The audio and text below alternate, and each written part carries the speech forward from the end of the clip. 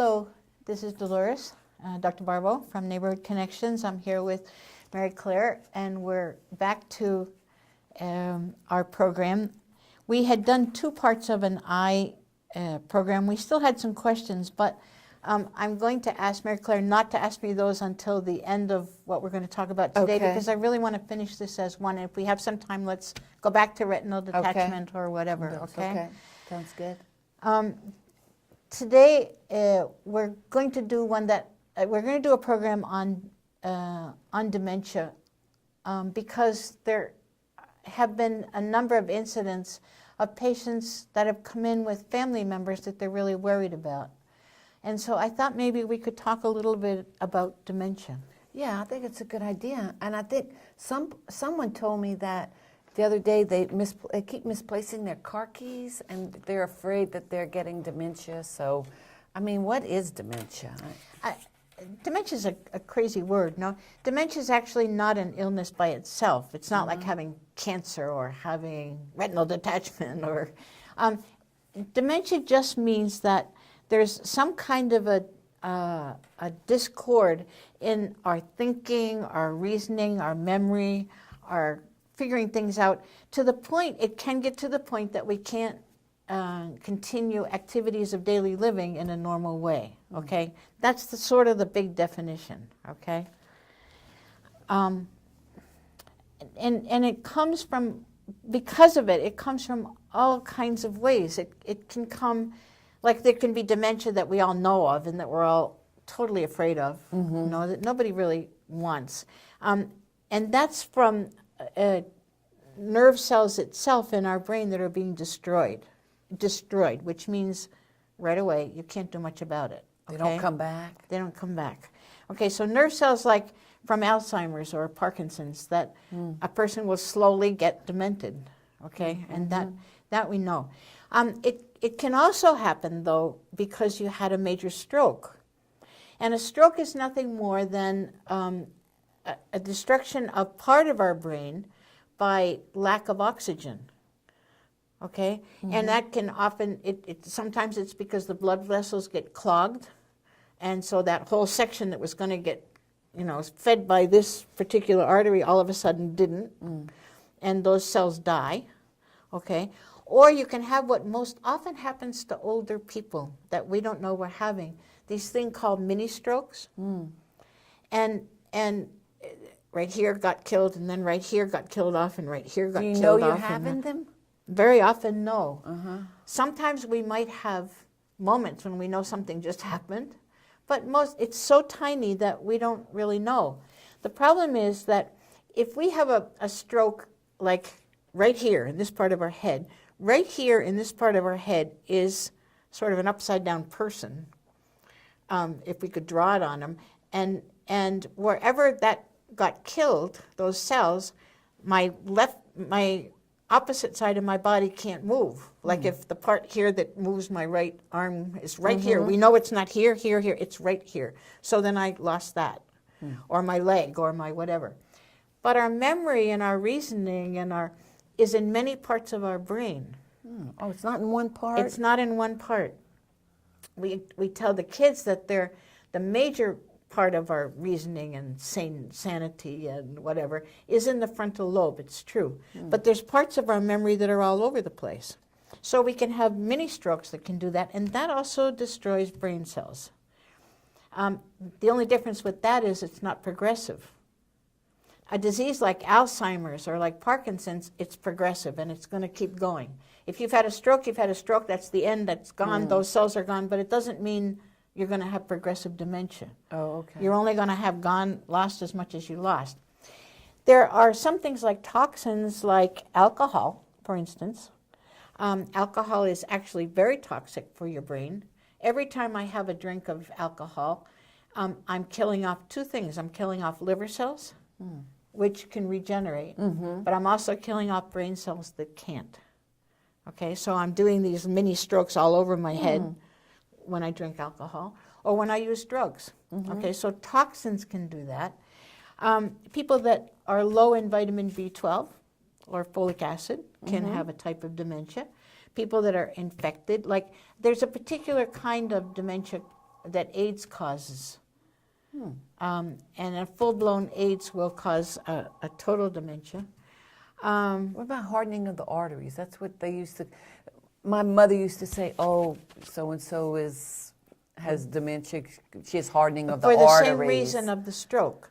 If you have heart, except that if it's all over the place, that's the aging process. That it isn't necessarily Alzheimer's, but there are parts of your brain that aren't getting oxygen. Oh, okay. And if all of your arteries are getting hardened by plaques of cholesterol, then you have many areas in your brain that aren't getting oxygen. And so you slowly get demented. Okay? So it can be a whole lot of reasons. You've been reading a whole lot in the magazines, or if you haven't, you should have been, about looking at football lately. The boxers and football players, both of those, more than any other sports injury, are causing the same kind of thing. They're damage to nerves that will not regenerate. From being hit? Or? From being hit. And it can be, if you have a sudden thing that's really, really, really hard, your brain inside, remember we talked about this before, your brain has a football helmet to protect it. So that when you get hit very hard, this happens to your brain. You know, like I just fell before this program and I hit my knee. I hit my knee once at the end. If it decides to swell up, but when I hit my brain, it's in this pool of water, it does this, and it gets hit multiple times. So if I'm hit once really hard in my head, I can also cause a lot of bleeding all over the place and then pressure and not have good circulation. But if I'm constantly, as a boxer or as a football player or as a soccer player, getting hit, I can also damage my brain that way. So dementia can have lots of reasons, okay? Because we're all going to be getting old, does that mean we're going to get dementia? There's a good possibility of that. They say that by the age of 65, between 5 and 8% of people in the state of Vermont have dementia. Between 5 and 8%. By the time we're 80, they expect that half of us will be. That always seems high to me when I look at Vermont. Because there seems to be so many older people who are do well. So with it. Yeah. I mean, so with it. But all you have to do is walk into the Gill home.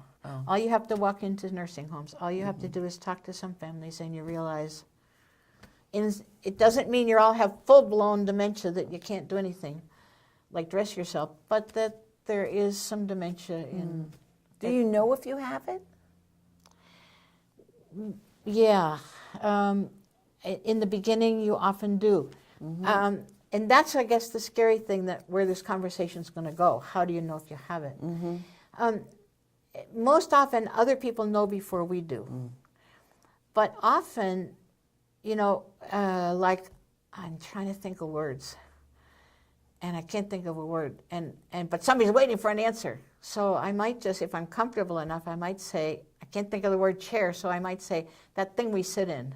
Or I know it, in my head I know it. All right. If that happens often enough, we start getting scared. All right? Yeah, for sure. So actually there are some telltale, you know, recognizing stuff. One is the language thing. We can't, you know, that thing we drive, or that thing we sit in, or most other people will notice this before we will. We start asking the same question over and over. Somebody told us something we can't remember, they told us. Not only that, we start fighting with them and we say, I never told you that. We start repeating the story word for word, the same story over and over. Okay, some people will notice that more than we will. We may notice that not only we forgot the keys, that's one step. Yeah. Where did we put the keys? Right. But all of a sudden, without even thinking, we find we just put a book in the refrigerator. Okay? We do things that have no sense to us, and we recognize it, we hope nobody else saw it. When you find the book in the refrigerator? Find the book in the refrigerator, or we realize we just did it. Okay? So sometimes we can't remember, we're supposed to be, this is really brutal, but it's still in the early stages even. We go to brush our teeth and we can't remember how. We things that are very common and ordinary to us, we're totally disoriented.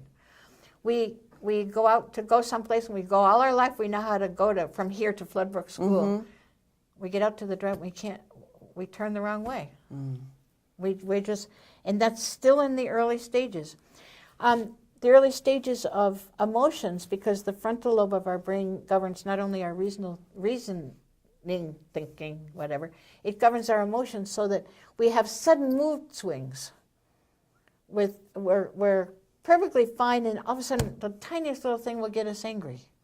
And we have, it's like so not us. Or crying. Or we suddenly start crying. Yeah. Okay? And not just because we're watching a Hallmark commercial, but we could be just like doing nothing ordinary, and all of a sudden we cry. I think everyone's afraid of getting Alzheimer's. Everybody's afraid of getting Alzheimer's. And I guess that's the real important part of this, no? First of all, not all dementia is Alzheimer's. And some of those things that I was saying are typical of a lot of the dementias, but one of the most important things about this is to remember what I was saying when we started. There are many reasons that you can be demented. You can have a lack of vitamin B12, and if you just get enough vitamin B12 in you, you suddenly are normal again. So having low blood sugar can make people act totally demented. All right, but it's only because they're having a low blood sugar, they're getting too much insulin, they're doing whatever. People that are not having enough thyroid production can get absolutely demented. And all they have to do is replace their thyroid and they're totally fine.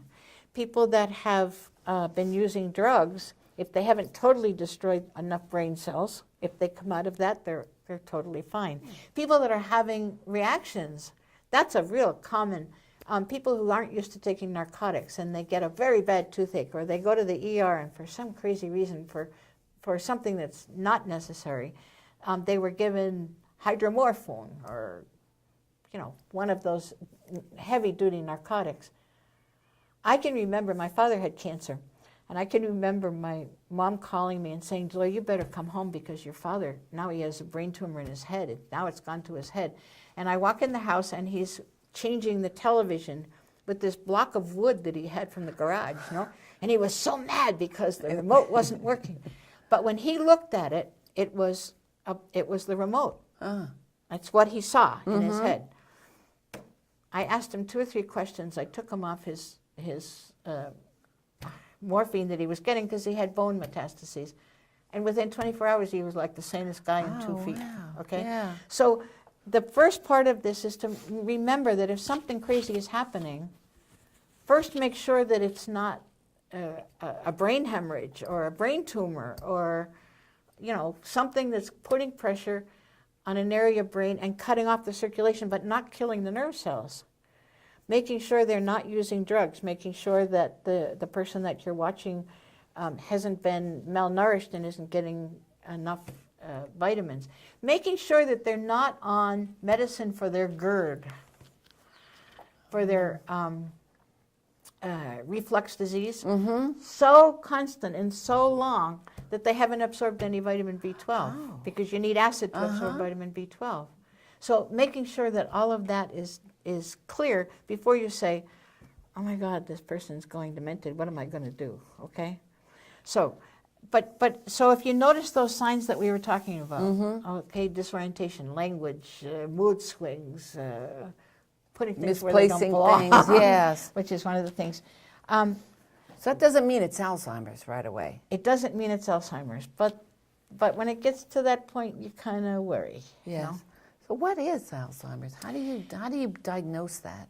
You diagnose it by getting a very good history on somebody and doing some lab tests and making sure their thyroid and B12 and calcium and all those things are normal. So first you have to take them somewhere. Sometimes you can do an MRI. Let me tell you a little bit about Alzheimer's. You've maybe heard about the plaques in Alzheimer's, and the only way you can really diagnose this, 100% diagnose Alzheimer's, is after somebody dies and you do a autopsy and you see these plaques all over their brain, But you can do MRIs and sometimes you see on a CAT scan even, you see that the brain has shrunk, And it's very much, we all, as we get older, most of us, get this thing called brain atrophy, where the brain that was this big and filled the canal is suddenly way down here, and you got a lot of space between your baseball helmet and your brain. But on an MRI, you can actually see some of these hardened plaques. And what they are, what happens in Alzheimer's, is that your nerve cell is got tons of strands through it, okay? Like just tons of strands. And on those strands, down through those strands pass food and particles, but they also pass all the order from this cell here to this cell here that tells you to move your fingers and move your arms and think straight. And Alzheimer's, in the middle of these strands are made up of protein, and the protein is called tau, which I think is a Greek word. And normally, that tau is what helps bind the message and the food and stuff to get it from here to there. And with Alzheimer's, there's something that happens that destroys that tau, and all of a sudden you get these spaces, and anything that was going to go through here is stopped, and you get another space here. And so everything gets disconnected, and the message jumped from, it was going here, and it jumps over here, and then it goes over here, and the messages get all disconnected, and so you put the book in the refrigerator. Okay, yeah. Okay, you do all these crazy things. And so the Alzheimer's is an actual physical change in the nerve cell, which is different than all these other things we were talking about. Okay? And so how do you tell somebody? Well, you can't cut open their brain and see if there's those things. You can do an MRI, but first you do all this other stuff to exclude it. Okay. Once you've excluded it, there are places like the Memory Clinic in Bennington. There's there's a couple docs in Springfield area who will do a 3 and 4 and 5 hour psych eval on you. Once you've excluded all this other stuff, that you don't have strokes and you don't have cholesterol that's clogged it up. Or B12 deficiency. And B12, got to remember B12. Then they do this thing, and the evaluation is actually quite fun. They don't sit and talk to you for 4 hours. You do all kinds of games, word games and number games and block games, and see how your coordination is, see how your reasoning is, how your thinking it is. If you go to the doc when you get that first physical, they may ask you crazy questions like, what does a stitch in time save 9 mean? No? Or who's the president? Spell world. Yeah, who's the president? Spell world backwards. Count from 100 to count 100 down by sevens. I don't think I could do that. Yeah, that's a hard one. That is. And you get a certain number of points for each one you do right. Okay, and so that gives us an idea. And there's like 20 questions, and those 20 or 21 questions tell us different things. Like they'll tell us our reasoning. They'll tell us how much you can pull back. We'll ask you to repeat 3 words after we say them.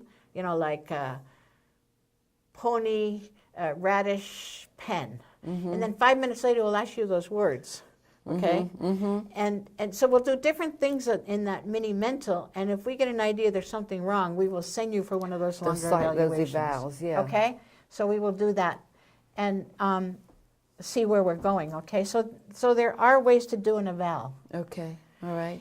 And then if you are diagnosed with Alzheimer's? If you are diagnosed with Alzheimer's and we've already checked all these other things and you don't have them all, yeah, there are some things to do. One is sort of, well, directly. There's 2 types of medications, and both of them are protecting a chemical in your brain that keep this from happening. Oh, okay. The glutamine and the acetylcholine that keep this clear and keep that tau moving, okay? They don't work on everybody. They were the big major drugs, the Aricept and the Namenda. They were going to be the salvation of the world. They work in 30 to 40% of the people. And they just arrest. They just arrest for a little while. They don't fix that. They don't fix it. As a matter of fact, they might give you 6 months, they might give you a year, and then boom, when it stops working, you're suddenly back to where you would have been anyway, but it gives you that time to prepare. Okay? The important part about trying to find this out is is giving everybody in the family, including you who know this is going on in the beginning, some time to fix your life, to say the things you need to say, to do the things you need to do, because once it starts, and you know that's going to go. Okay, you can do things like crossword puzzles and art therapy and music therapy, even for people that are in the last stages. And the last stages mean you can't dress yourself, sometimes you can't swallow, you can't smile, you can't talk, you can't move. Okay? There's a lot more to talk about, but I think we're almost at our end. There's okay, thank you. There's other stages of this, that get worse from that putting the book in the refrigerator thing, which we can all sort of laugh at. You can get to the point where you really truly can't dress yourself, or you don't remember what to do, how to go to the bathroom, and that's still not the worst stage. No, it's you just can't do the normal things. You need help. You might be. Those are the people that are wandering, that you can't find them at night. Yes, their sleep patterns off. And so they get up at 3 o'clock in the morning and they're outside, and they don't even realize it's cold. Yeah. And they're outside wandering, and you find them down the neighborhood someplace at 3 in the morning. But they're still walking and moving and able to talk. And if you talk to them, sometimes they can put on the most marvelous conversation, and they know that you don't know, that they haven't got a clue who you are. The last stage is that other one that I was talking about. Often there's trouble swallowing, you can't smile, but there's no communication at all. And sometimes they can't move, okay?